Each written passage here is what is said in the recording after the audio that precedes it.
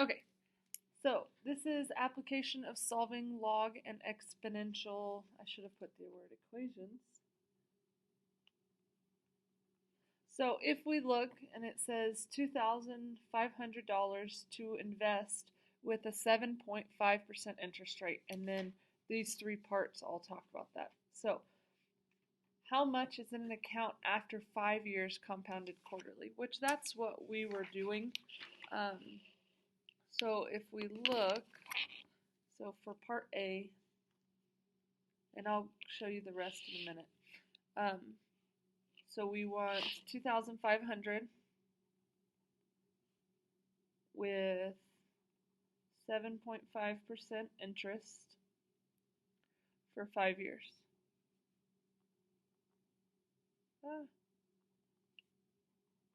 Compound quarterly. So when you do these, remember it's principal.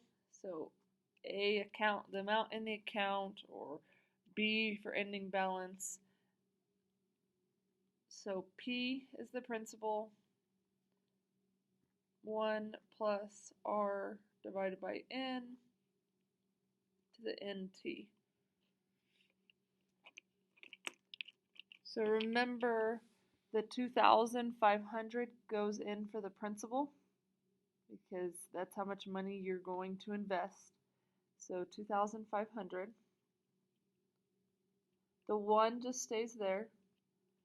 Now think about your rate.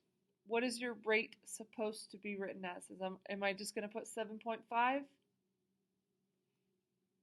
Or remember, you have to move the decimal twice. So it would actually be 0.075.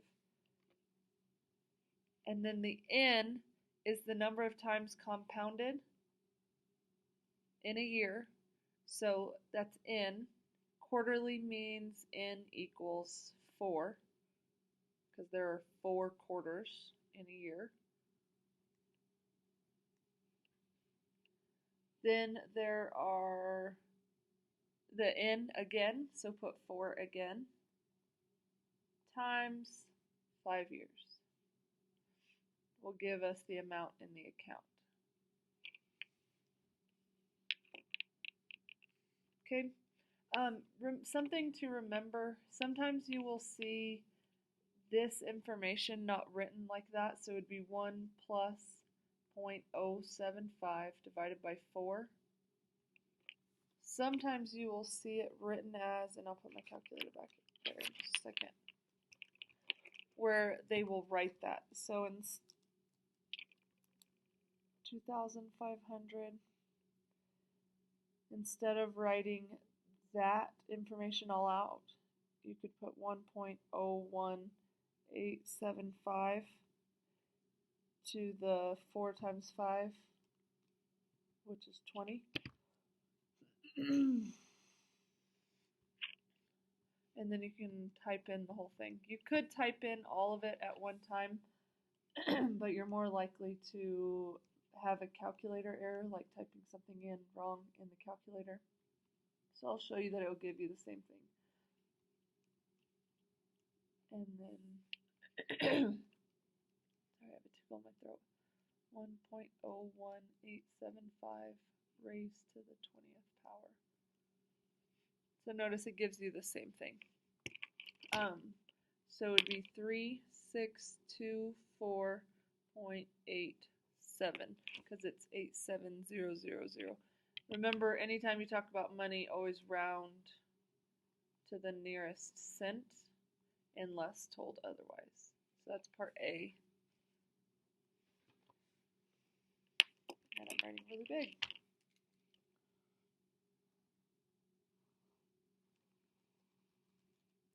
Okay. Part B says, how long will it take to have $10,000 compounded quarterly? So again, use this same equation, plug in everything that you know. So we're going to use 2,500, still with the same interest rate, so 7.5%. It doesn't tell us the time, it tells us how much we want in the account, and then it still says compound quarterly. So plug in all of our information into that equation again. So it'd be 2,500. Oops, a minute. I'm writing the same thing. I just didn't leave myself enough room. I need to start it over. So 2,500 1 plus the rate, which again, still move the decimal twice. So 0.075 divided by quarterly, so n still equals 4, raised to the nt, so 4 again, times time. Well, in this case, they didn't give us the time. That's what we're looking for. We want to know how long it takes, so that's why I'm going to put t. The other piece of information that I have is the 10,000.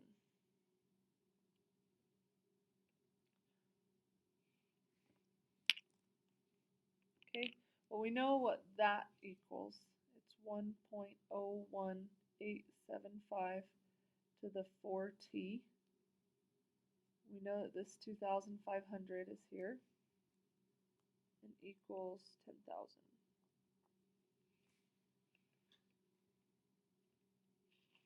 Okay, now if you look at this, we have a variable in the exponent.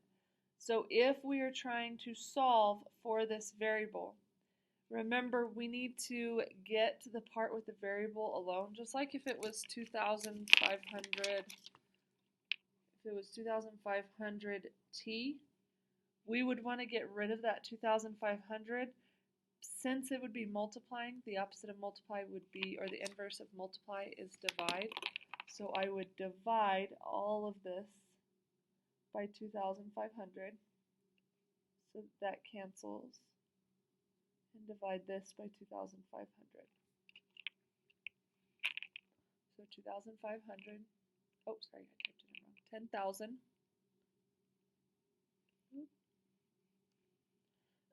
divided by 2,500 gives us 4. So 4 would equal 1.01875 to the 4t. Now, if we are trying to get the t out of the exponent, we have to do the inverse of an exponent, which is a log. So I'm going to convert it to log. I don't know why I wrote my L like that, sorry. Log. Remember, you always start at the base of the exponent, move to the other side of the equation. So log 1.01875 of 4 equals 4t.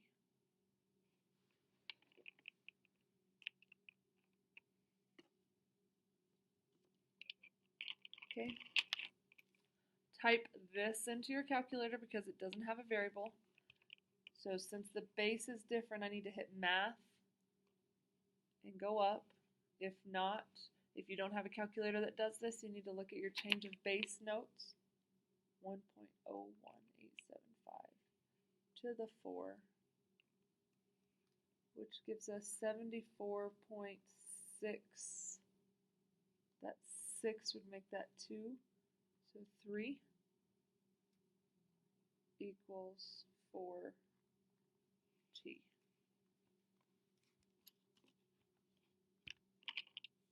Okay, the next thing that you would need to do, since it's 4 times t, you would need to divide by 4 and divide by 4. So t equals 74.63 divided by 4. So 18 point, and it gave you 6, oh sorry, you can't even see, 18.675 or 6 So that's how long it would take you to invest or to get $10,000 off of 2,500, which that kind of makes sense. So that could be something like a college savings fund. It could take you 18 years to, if you initially invested 25,000 or 2,500 to get to 10,000. So that's part B. I'm gonna have to turn to the back of the page to do this next part. How long will it take to have $10,000 compounded continuously? So all the same information, instead of quarterly, it's going to be continuously. And I'm going to do it right over here. So part C, so we have $2,500, still 7.5% interest rate. We want $10,000, we don't know the time, and it's compound continuously. I think I just spelled that wrong. Yep, I did. Sorry. I'm going to write continuously. So remember, you're not going to use that parentheses 1 plus R. You're going to use PERT. So P to the E, or P-E-R-T, PERT.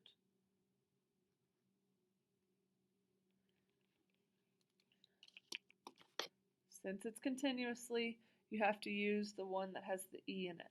So plug in our information. So we know we have 2,500.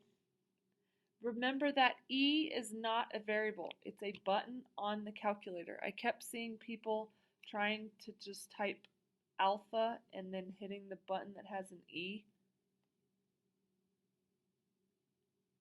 and it wouldn't work.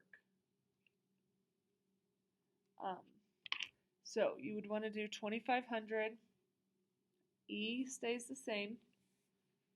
The interest rate is still 0.075. T, we don't know because it didn't. We're trying to find how long it takes.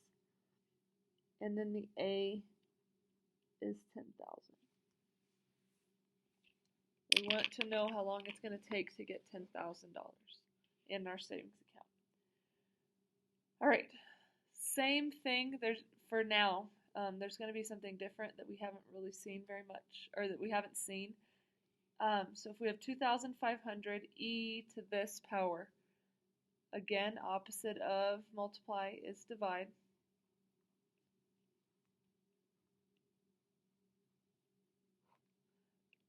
We just did this, so 10,000 divided by 2,500 was 4, equals e to the 0.075 t. Now, when you do this problem, or when you do these, you're still going to start at the base. The base is just different than a number, or it's still a number, kind of like pi is 3.14. E is 2.7. So if I just hit this, I'll tell you exactly what it is. It's 2.718. It's just a number. So again, start at the base and move your way around. Now, since it has an E, remember you could type log base E, but log base E is the same thing as just hitting the LN button on your calculator. So if you hit LN, that is a given base of E. Just like log, if there is no base, has a given base of 10. This one's natural log, so it has a given base of E. So then you'd put 4 equals that exponent, 0.075 t. Type this in the calculator. So hit the LN button of 4. I'm going to hit log. I'm going to change the base for log just to show you again. So if I hit that E of 4, it gives you the same thing. So if you have a log with a base E, it's the same thing as just hitting the natural log button. So it would be 1.3 so 3.9 equals 0.075 t. This is multiplying, so what's the inverse of multiply? Divide. So divide. So 1.39 divided by 0.075. So 18.53 years. So it shouldn't be compound continuously and compound quarterly should not give you a huge difference in answers, but it should still be a difference. So instead of 18.66 years, it's closer to 18 and a half years. Okay.